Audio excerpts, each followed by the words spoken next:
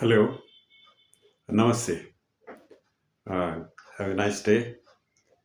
I am Ashok this side. You are most welcome at your YouTube channel, You Polymath.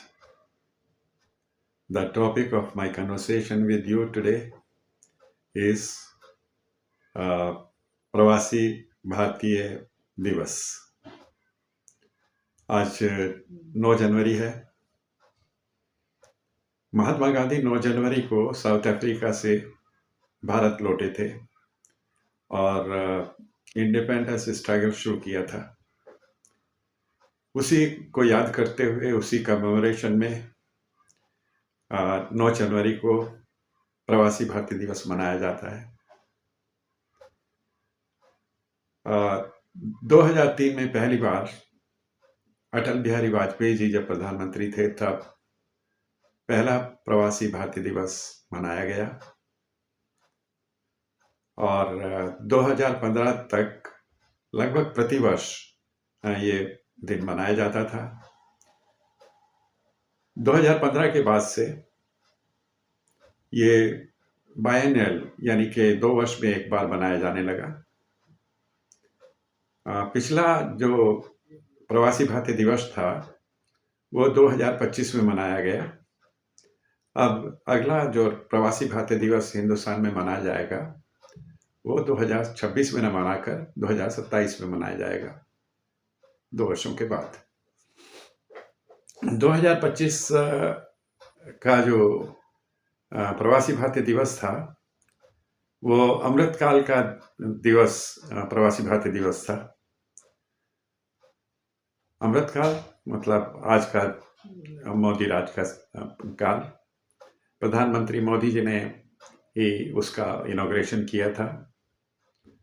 उसमें गायना के राष्ट्रपति जो थे वो प्रमुख अतिथि बने थे और इसका आयोजन, ये कन्वेंशन का आयोजन भुवनेश्वर उड़ीसा में हुआ था. बहुत ही सुंदर प्रदर्शन था और इसका थीम था इंडियन डायस्पोरास कंट्रीब्यूशन टू विकसित भारत. बस जो एनआरआईज हैं, भारत से बाहर विदेशों में रहने वाले इंडिया ओरिजिन के लोग हैं, उनका हमारे विकसित भारत में योगदान, ये उस कन्वेंशन का थीम था.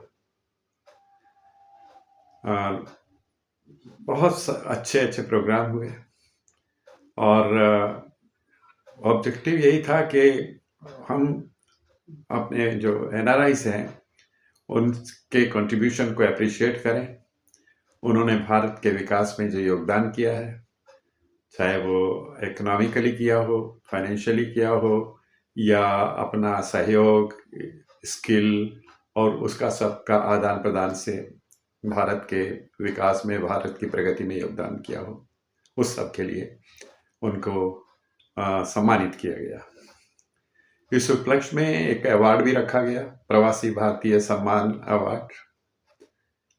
राष्ट्रपति ज्योतिर्मयी मुर्मू ने 28 ऑर्गेनाइजेशंस और कोर पर्सनैलिटीज को यह अवार्ड दिया. 24 देशों के से आए हुए थे. उसमें ऑस्ट्रेलिया के एक अजय राणे भी थे जिनको कम्युनिटी डेवलपमेंट के लिए पुरस्कृत किया गया, सम्मानित किया गया.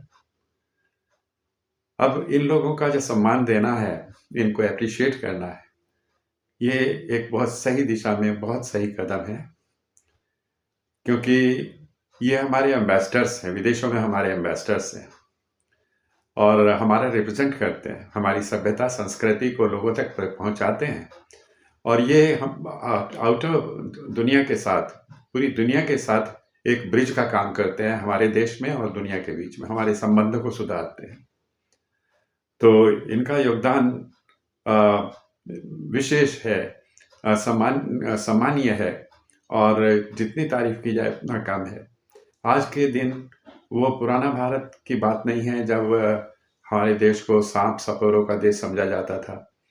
आज तो विकसित भारत है और हमारी अर्थव्यवस्था जो है दुनिया की चौथी बड़ी व्यवस्था तो हो गई है और थर्ड व्यवस्था, इकोनॉमिक थर्ड जो है बनने जा रही है. तो ऐसे में हमारे जो एनआरआईज हैं हमारे जो प्रवासी भारतीय हैं उनका योगदान सराहनीय है। मैं तो ये कहूँगा कि हमारे जो भारतीय प्रवासी हैं वो हम उनको एनआरआईज ना कह के विश्व नागरिक कहें। विश्व नागरिक तो वो हैं ही, क्योंकि दुनिया बहुत छोटी हो गई है। वो हमारा जो है संबंध दूसरे देशों के साथ प्रगाढ़ करते हैं, हमको और दुनिया को आपस में जोड़ने का, मिलाने का काम करते हैं। तो ऐसे में वो विश्व नागरिक हैं।